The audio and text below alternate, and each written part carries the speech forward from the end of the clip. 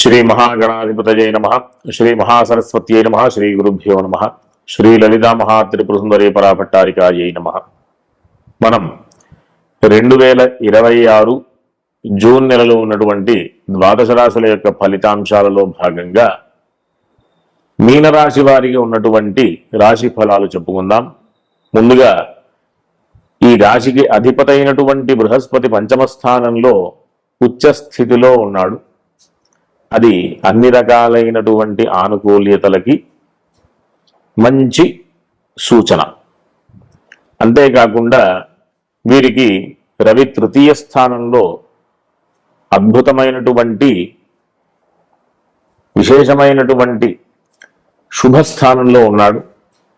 షష్ఠ భావాధిపతి తృతీయంలో బలంగా ఉండడం ద్వారా చేసేటటువంటి అన్ని పనులు కూడా మంచి సామర్థ్యంతో ముందుకు వెళుతూ దిగ్విజయాన్ని సాధించేటటువంటి అవకాశం ఉంటుంది.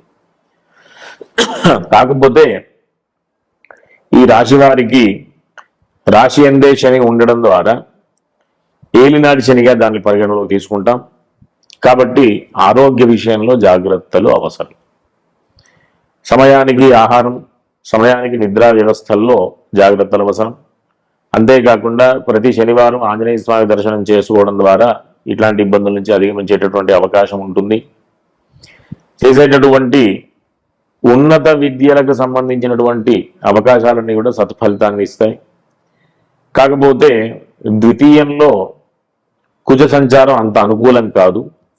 కుజుడు 21వ తేదీ వరకు కూడా ద్వితీయంలో సంచారం ఉండడం ద్వారా ఈ 21వ తేదీ వరకు కూడా చేసేటటువంటి ఏదైనా ఆర్థిక పరమైనటువంటి విషయాలలో కొన్ని జాగ్రత్తలు అవసరం. అనవసరమైనటువంటి నిర్ణయాలు తీసుకోకుండా జాగ్రత్తగా ఉంటే ఆర్థిక పరమైనటువంటి విషయాలన్నీ కూడా లాభదాయకమైనటువంటి విషయాలు కూడా కాస్త జాగ్రత్తగా ఉండడం మంచిది. అట్లాంటి ఇబ్బందుల నుంచి అధిగమించాలి అంటే చక్కగా ప్రతి మంగళవారం సుబ్రహ్మణ్య స్వామి దర్శనం చేసుకోవడం ద్వారా మంచి ఫలితాలు పొందేటటువంటి అవకాశం. ఈ ఉన్నత విద్యలకు సంబంధించినటువంటి అంతేకాకుండా భూగృహ సంబంధమైనటువంటి వ్యాపారం చేసేటటువంటి వాళ్ళకి కానీ, అంతేకాకుండా ఉద్యోగాలు వ్యాపారాలు మామూలుగా చేసేటటువంటి వాళ్ళందరికీ కూడా మంచి సమయంగా మనం పరిగణలోకి తీసుకోవచ్చు. కాబట్టి అందరూ కూడా చక్కగా విశేషమైనటువంటి ఫలితాలు పొందేటటువంటి పరిస్థితి పనులకు సంబంధించి. విదేశానికి సంబంధించినటువంటి ప్రయత్నాలు కూడా ఫలితాలు మంచి సత్ఫలితాలు పొందేటటువంటి అవకాశం. విదేశంలో ఉండడానికి సంబంధించినటువంటి విషయంలో కూడా విదేశానికి వెళ్ళేటటువంటి ప్రయత్నం, విదేశంలో విద్యా వ్యవస్థకు సంబంధించినటువంటి విషయాలు, వీటన్నిటికీ కూడా అనుకూలమైనటువంటి రోజులుగా మనం పరిగణలోకి తీసుకోవచ్చు. ఏదైనా ఇబ్బందులు ఆర్థికపరమైనటువంటి విషయాలు, ఆరోగ్యపరమైనటువంటి విషయాల్లో మాత్రం కాస్త చికాకులుగా ఉండేటటువంటి అవకాశం ఉంది. కాబట్టి దాని నుంచి కూడా అధిగమించే ప్రయత్నం చేయాలి అంటే సుబ్రహ్మణ్య స్వామికి సంబంధించినటువంటి దర్శనాలు, సుబ్రహ్మణ్య స్వామికి సంబంధించినటువంటి స్తోత్ర పారాయణలు, హనుమాన్ చాలీసా, ఆంజనేయ స్వామికి సంబంధించినటువంటి దర్శనాలు కూడా పెట్టుకోవడం అత్యంత అవసరం. అంతేకాకుండా అవకాశం ఉంటే గనక నల్ల నువ్వులు కూడా దానం చేస్తే మంచి ఫలితాలు పొందేటటువంటి అవకాశం ఉంటుంది. కాబట్టి ఈ మీనరాశి వారందరూ కూడా చక్కగా ధార్మికమైనటువంటి మార్గంలో వెళుతూ మంచి ఫలితాలు పొందుతూ ఉండాలని ఆశీర్వదిస్తూ స్వస్తి. శ్రీమాత్రే నమః. మామూలుగా ప్రతి ఒక్కరి జీవితంలో ప్రధానంగా ఆడవారి యొక్క పాత్ర ప్రధానమైనటువంటి పాత్ర వహిస్తుంది. ప్రతి కుటుంబంలో కానివ్వండి, ప్రతి ఒక్కరి జీవితంలో కానివ్వండి.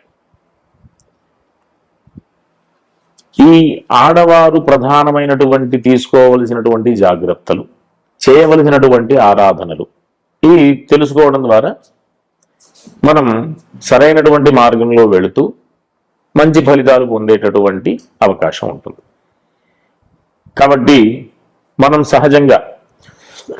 సహజ రాశి చక్రంలో కుటుంబ స్థానానికి, కళత్ర స్థానానికి అంటే వివాహ స్థానానికి సంబంధించినటువంటి ప్రధానమైనటువంటి విషయం ఏంటి అంటే ప్రతి ఒక్కరికి కూడా వివాహం దగ్గరకు వచ్చేసరికి ఒక కుటుంబంలోంచి ఇంకో కుటుంబంలోకి వెళ్ళేటటువంటి పరిస్థితి ఆడవారిది. కాబట్టి బాధ్యత ఎక్కువ అవుతుంది. కుటుంబపరమైనటువంటి దోషాలు ఏమైనా ఉన్నా, కుటుంబాన్ని సమర్థవంతంగా నడిపించాలి అన్నా, ఇంకా పెళ్లి అనేది భార్యకి భర్త, భర్తకి భార్యకి సంబంధించినటువంటి విషయం కాబట్టి ఈ పెళ్లికి సంబంధించినటువంటి ఇబ్బందులు ఏమైనా ఉన్నా, పెళ్లికి సంబంధించినటువంటి ఆ ఇబ్బందుల్ని అధిగమించాలి అన్నా ప్రధానమైనటువంటి దేవత ఎవరు అంటే లక్ష్మీ అమ్మవారు.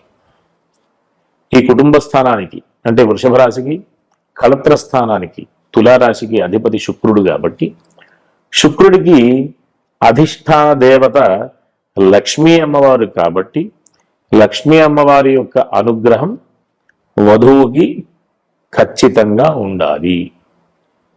కాబట్టే ప్రతి వివాహంలో పెళ్లి పత్రికల్లో వధువు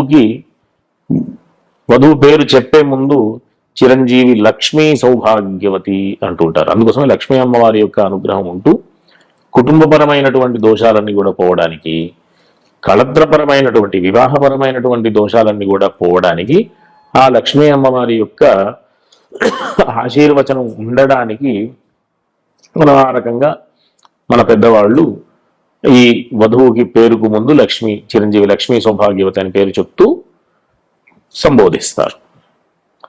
అంతేకాకుండా ఈ కుటుంబపరమైనటువంటి దోషాలు అవన్నీ కూడా పోవడానికి కేవలం అమ్మవారి యొక్క అనుగ్రహం ఏ విధంగా కలుగుతుంది అంటే నిత్యకృత్యంలో ఆడవాళ్ళందరూ కూడా ప్రతిరోజు లక్ష్మీ అమ్మవారి యొక్క ఆరాధన చెయ్యాలి. లక్ష్మీ అమ్మవారి యొక్క ఆరాధన చేస్తూ ఒకవేళ పూజా కార్యక్రమాలు చేసుకోలేనటువంటి పరిస్థితులు ఉంటే లక్ష్మీ అష్టోత్తర స్తోత్రం అయినా ప్రతినిత్యం కూడా పారాయణ చేయడం ద్వారా అనేక రకాలైనటువంటి దోషాలన్నీ కూడా పోతాయి.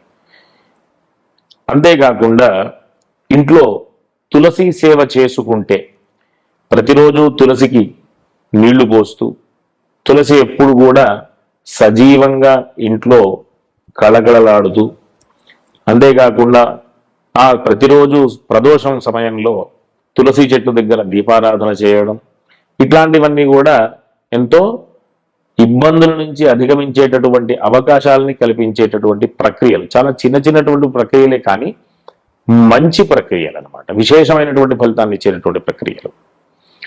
అంతేకాకుండా ప్రధానంగా ఇంట్లో ఉన్నటువంటి ఇబ్బందులన్నీ కూడా అధిగమించాలి అంటే అతిథి సత్కారం నిత్యం జరుగుతూ ఉండాలి. ఎవరైనా అతిథులు వచ్చినప్పుడు లేదు కాదు అనకుండా సేవాభావంతో వారిని చూసుకుంటూ వచ్చినటువంటి వారికి పానీయాలు ఆహారాలు ఇస్తూ ఆ విధంగా సేవ చేసుకుంటూ ఉండడం ద్వారా కూడా అతిథి రూపంలో ఉన్నటువంటి ఆ పరమేశ్వరుడి యొక్క ప్రసాదం కూడా మనకు ఉండేటటువంటి అవకాశం ఉంటుంది.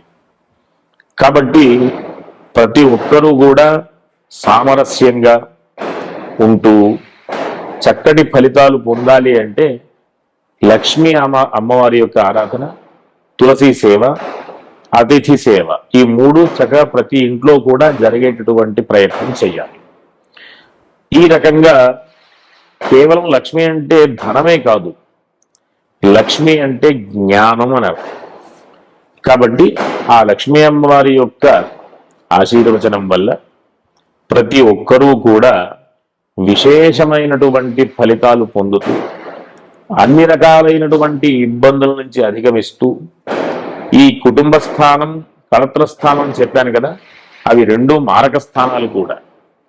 అంటే అపమృత్యు దోషాలన్నీ కూడా పోతూ చక్కగా ఆయుర్దాయం పెంచుకుంటూ ప్రతినిత్యం కూడా సేవాభావంతో అతిథి సేవ చేసుకుంటూ, తులసి సేవ చేసుకుంటూ, లక్ష్మీ అమ్మవారి యొక్క ఆరాధన చేస్తూ ప్రతినిత్యం కూడా దేవతా ఆరాధన మార్గంలో ఉంటూ అందరూ కూడా సత్ఫలితాలు పొందాలని ఆశిస్తూ స్వస్తి.